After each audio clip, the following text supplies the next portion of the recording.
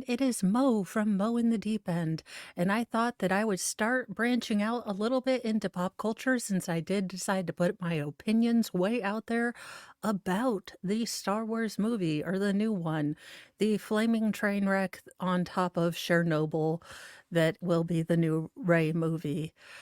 And I did see this. It is an opinion piece by Jacob Smith. Hollywood's war on men is a war on their audience. And I got about one sentence in and realized that he has another article that I want to look at called The Top 10 Most Misandrous Films in the hashtag Me Too Era. And I want to look at that too. Let's see if I have watched any of these. Probably not. Honest to God, guys, with 6 kids and 3 of them being young feral boys, if it's not animated, there's a very good chance I have not watched it. But let's see, because we'll notice a trend, I'm sure, of Mo not seeing things, but also, for the love of God, Hollywood has seemed to be on a girl power, ladyish fallopian tube. Ladies can do no wrong, rewriting history, ridiculousness, overcorrect for a while. So let's see what he labels as the most misandrist. And misandry, think misogyny only backwards. So misogyny would be, basically not liking or deep hatred of women and or, putting them down for just being for having the boobs. Well, misandry is hating anyone that has the dangly bits, the twig and berries, if you will. So let's go ahead and see what Jacob Smith of Bounding into Comics seems to think the top 10 movies are. So we have the grandest lie of the cult called feminism. Ooh. Well, he's already going to lose some points for some people by calling feminism a cult. Now, I will say that as a recovering ladyist, if not a full-blown feminist, I don't so much mind the first wave of feminism, which got us the vote. Despite the fact that I really have issue with, again, women gaining the vote but not taking the responsibilities inherently that went with the vote. So you used to have to join bucket brigades or, go do the draft with the vote. That was inherent in, your right to vote. There were responsibilities. And I feel like divorcing those responsibilities from the right to vote for women just kind of cheapened it a little bit for me. And this is my own personal opinion. And everyone has opinions like everyone has a nose and a butthole. So take from that what you will. The second wave of feminism did, pave the way for women to go into the workforce. But I also think that it started this very slippery slope, which I understand some people think is a fallacy, but when you start wanting to masculinize the goals that you have for women, women can work the same as men, women can do anything a man can do. You do start losing the unique and very special things that only women can do, at least again, in my opinion. But let us continue. The grandest lie of a cult called feminism is that being a feminist doesn't mean you hate men. However, when a self-proclaimed feminist receives a 9-figure production budget to produce a movie, you can bet their bottom dollar that men are about to take a bigger beating than that time Leonardo DiCaprio tried to one-on-one a bear in The Revenant. Ew. Hollywood's intersectional feminism cries out that men hate women as they smash you in the head with a baseball bat. As a result, there have been an abundance of film that have sown nothing but hatred and strife against men. And to be very fair with him, and he's using, descriptive and colorful language to basically beat you over the head. literally, and I mean with his words, as in literal, with words literarily. But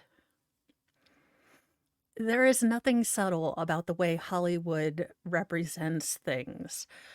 There is nothing subtle about the way men have been portrayed here lately. There is nothing subtle. I mean, they are either, you know, evil and dumb, or they sit back and let these strong whammons take care of everything. Before anyone tries to tell you that these movies don't exist, let's take a look at the top 10 most misandrous movie of the Me Too era. Number 10, Charlie's Angel, the 2019 version.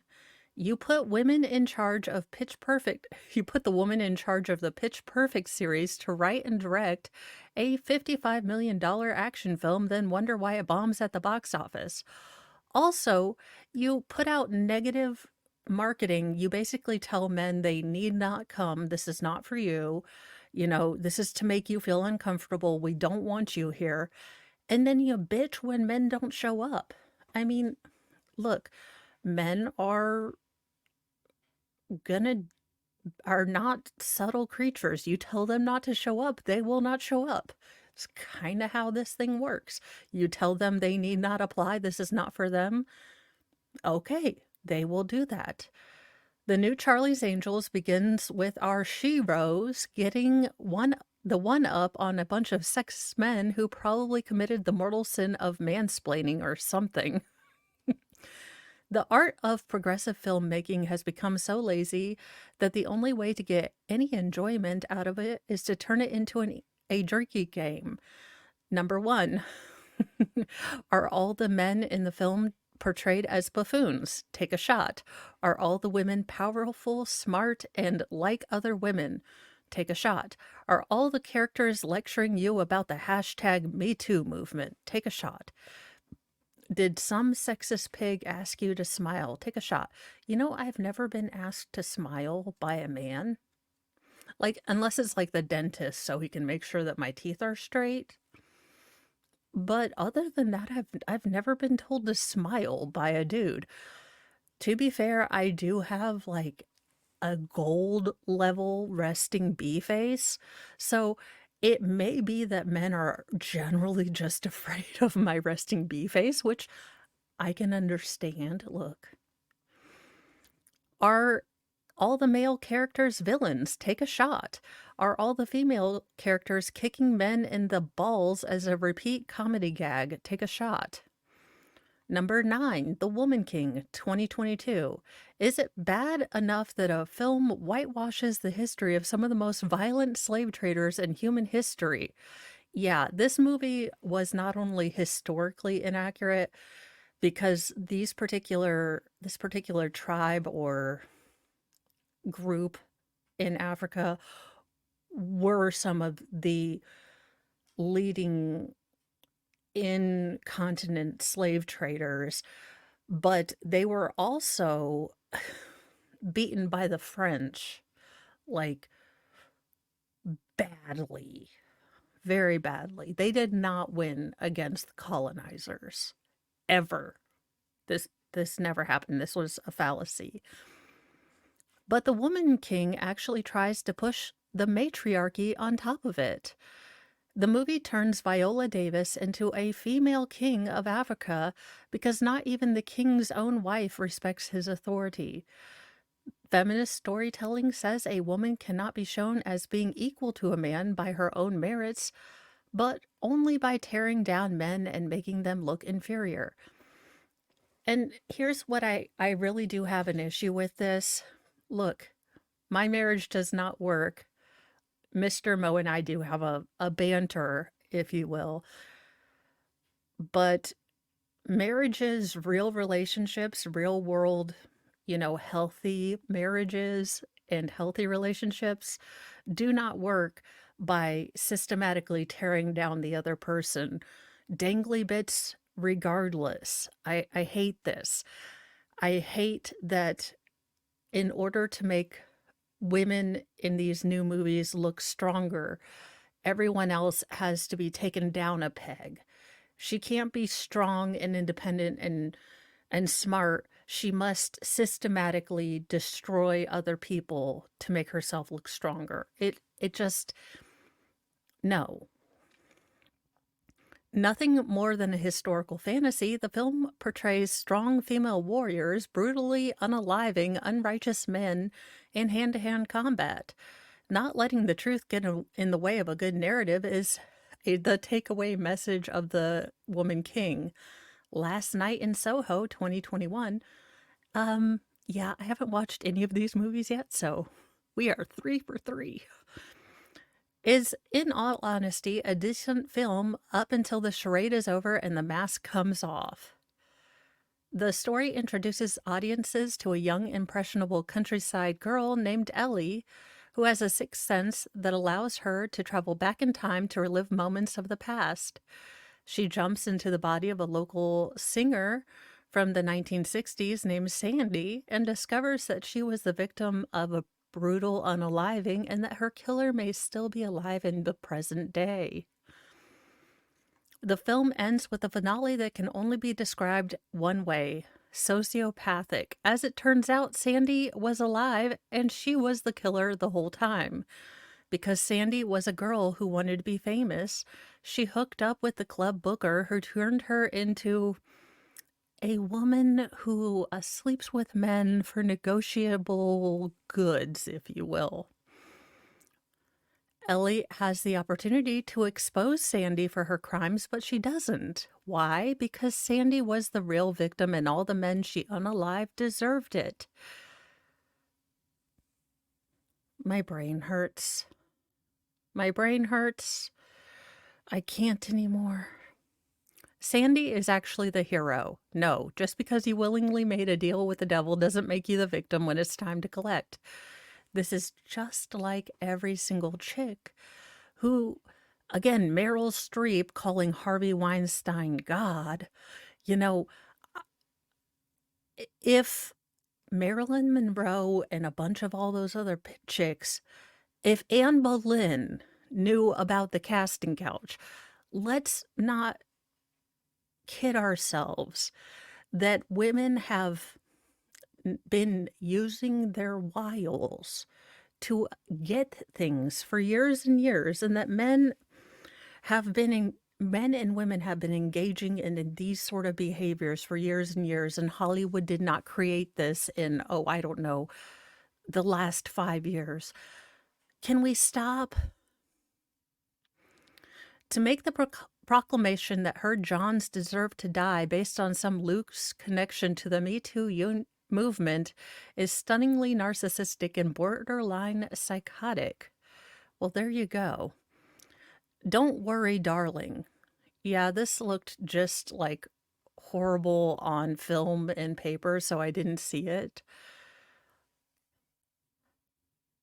Again, y'all, as I say, if it's not animated, I probably didn't watch it. Don't Worry, Darling is a film that tries to magnify that men controlling anything is bad and everything would be so much better if we just left women in charge. Have y'all ever been to a PTO meeting? Okay, let me explain something that happens when you put all women in charge. Gossip and backstabbing and just terrible pettiness sometimes. Not all the time, but sometimes. So how about we judge everyone on the merit and not what, you know, hormones and bits they have. But no, let's continue.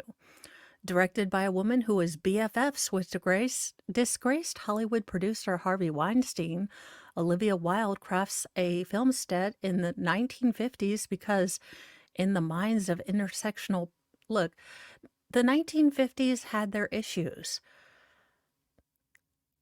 So basically, the whole plot of this is that men have hooked their women up to.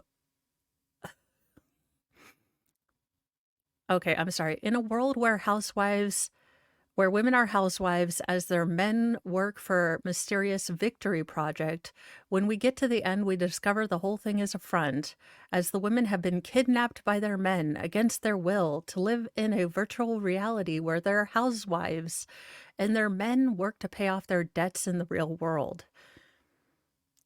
Look, as a woman who is lucky enough, and I do say lucky enough that, you know, I can stay home and kind of keep the house going as my job. And yes, I call it a job. Taking care of a family, a house is a job. But on the same token, a woman who wants to go out and work, why is it that feminism only attacks housewives? Why is it my choice to stay at home is always considered less than? Instead of going out and working and being a, wage slave for someone else, why is that always considered much more, beautiful and wonderful and great than other people? Why is that? I really need to know why it is that, you know, people are like, "Oh, you're just a stay-at-home mom." I'm not just anything. I am raising humans that may be taking care of you someday. I am raising young men that may, one day want to marry or date your daughters. I'm raising young women that may one day want to be, mothers or CEOs or whatever they choose. I'm going to stand behind them 100%.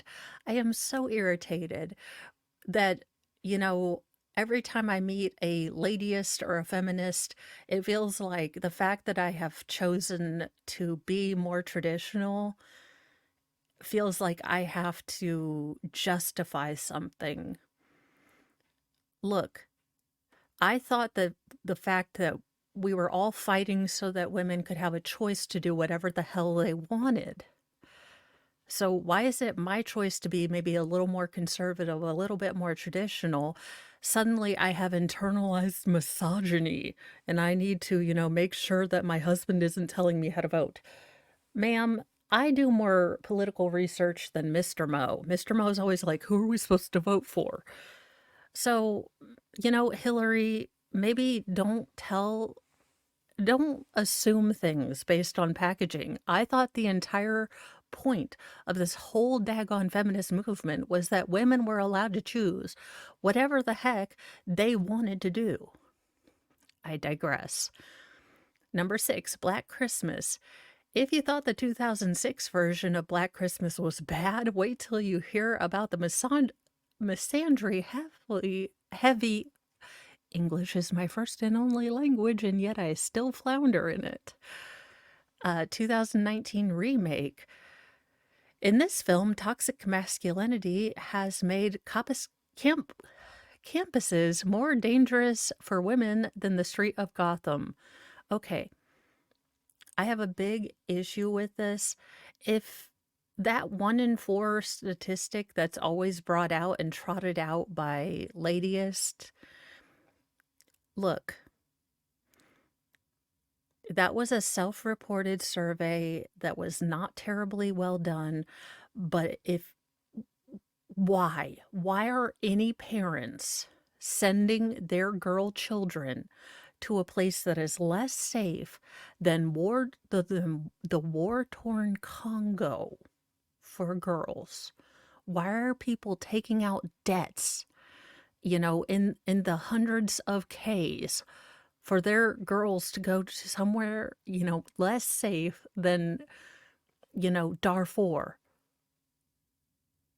They're not, because it's not true. And I'm not saying that things don't happen on college campuses. I am not saying bad things don't happen. What I am saying is that uh, that statistic is not. I'm saying that we need to have a serious talk. Women are forced to navigate their lives around the horrors of sexist professors, along with every woman on campus finding herself in a barrel of toxic societies of frat boys and grapists. So her sorority sisters decide to publicly humiliate them with an extremely poor song dedicated to attacking grape culture on campus. Naturally, man babies are threatened by the presence of strong women, and the girls are hunted down by an army of masked unaliver. In a thrilling tale of survival, the women must overcome the patriarchy, a world that refuses to believe them, the Time's Up movement, misogynistic white males, a complacent systematic oppression, oh, and a killer. There's a killer in this movie too. Oh my lord. No, thank you. That's must-miss television right there. I think I will go ahead and not watch it. Number 5, Hansel and Gretel. This list only gets worse from here. How about a film that entices young women with satanic I don't know. Uh, I think I actually watched this movie. I didn't quite understand. You know what?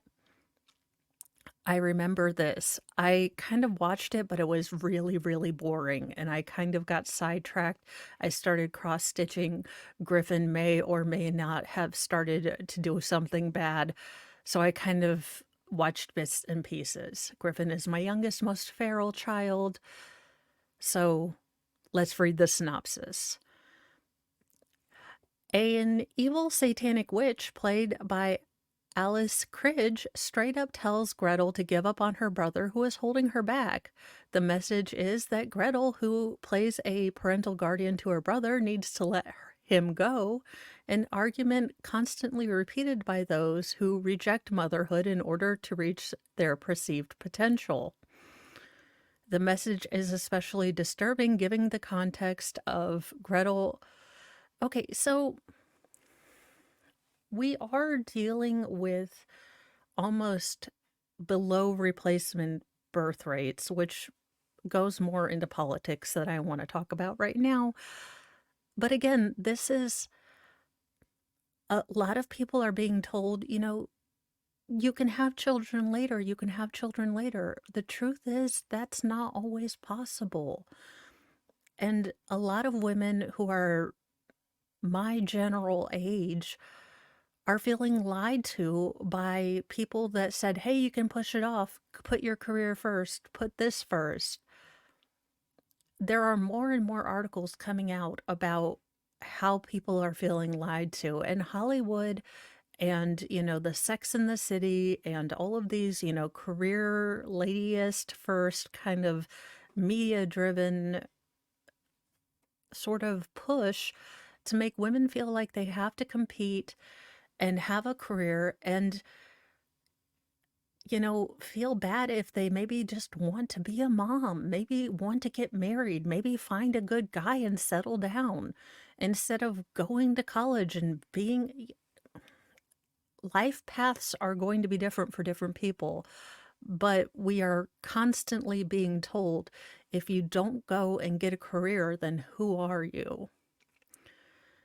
Chaos Walking. Also never saw it. Chaos Walking begins in a dystopian future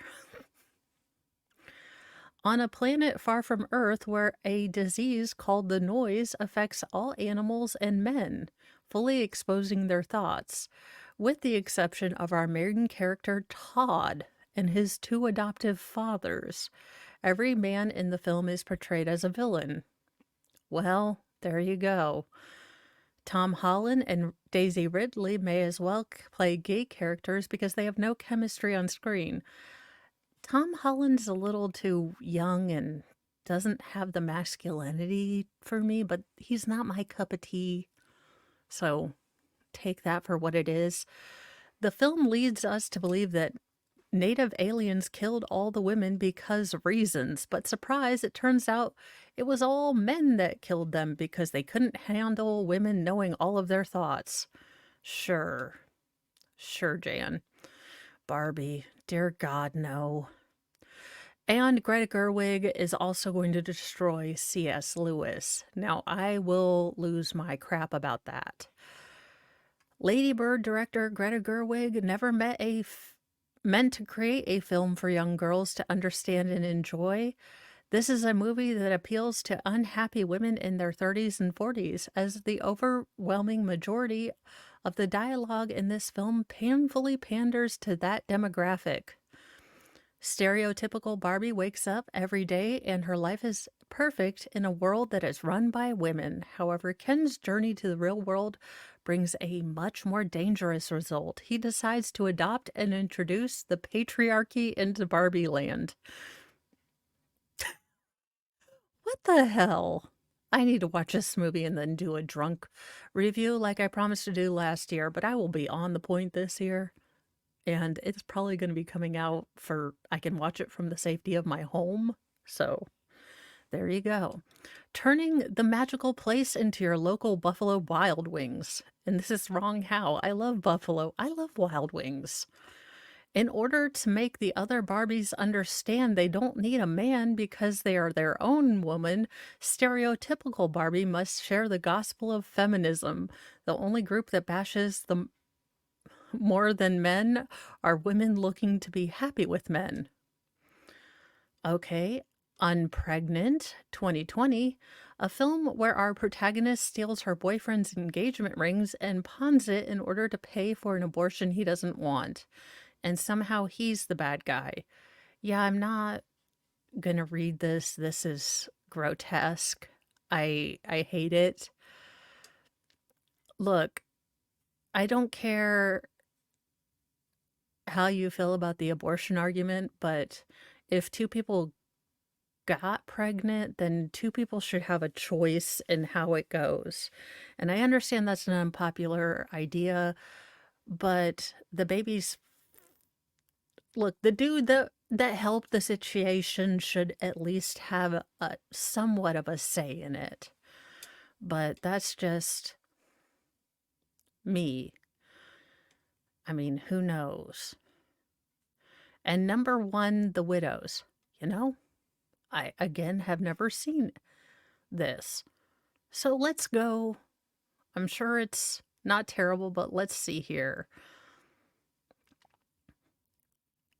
Every man in this film is a racist, sexist, homophobe, wife beater, incestuous cheater, creep, murderer, politician, and even an ISIS recruiter. There's not one redeemable man in the film. Wonderful. Well, there you go. That's good. So let's go back to this. This is an opinion piece. I don't think it's been very subtle that lately Hollywood has men need not apply. We don't want strong men. Any show that has a leading man will be slowly maneuvered into having a leading woman. Look at The Witcher. It is now Jessica's film. Look at, The Mandalorian. It is now Bo-Katan's film, area. Look at, look at Star Wars. It is now Rey's film. I mean, you've got He-Man. It is now that horrible redheaded butthole's name that I refuse to name. Kevin Smith, you suck. What's surprising about the list is that we managed to limit ourselves to 10 movies, but there's been an unhealthy number of films coming out of Hollywood in the last few years that have gone out of their way to target men. Hollywood is at an all-out war against men. Hollywood studios and corporations behind them incessantly feed anti-male propaganda to the overwhelming majority of their audience. May sound like a ridiculous statement to the uninformed. Reality paints a different picture, however. All you have to do is look at the biggest movies of the year and ask a question. How come every single one of them has a message that condemns the male gender? Pretty much. Some could argue that the 2024, the harmony between men and women is at an all-time low here in the Western world, and that's not by a coincidence. For several decades, the West has preached the ideas of diversity. So I understand that this author has a bias. He obviously finds feminism objectable. But I think anyone with, the ability to notice patterns of any sort can notice Indiana Jones. Let's degrade the male lead and bring a woman in that can do it better. Star Wars. Let's degrade Luke Skywalker and bring in a female that can do it better. Uh, you know, we've got Black Panther. Let's, you know, unfortunately, the passing of Chadwick Boseman, but his little sister, she's wonderful and she can do it better. I mean, we have had for years and years this push to take all characters that we used to like that were predominantly male, switch them out, and turn them into female characters, but they just cannot have flaws. And it really is getting quite old.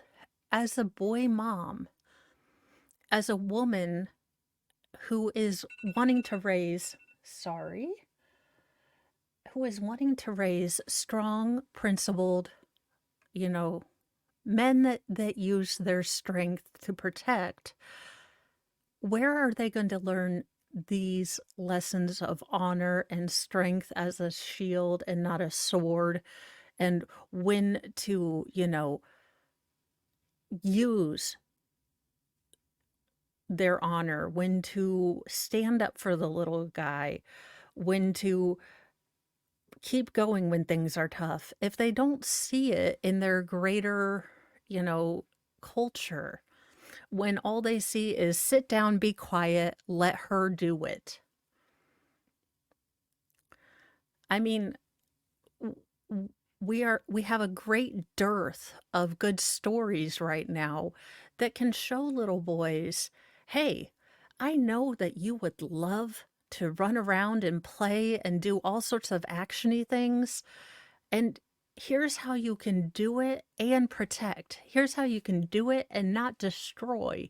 You know, if you've ever watched a feral 7-year-old, their first instinct is to destroy the heck out of everything.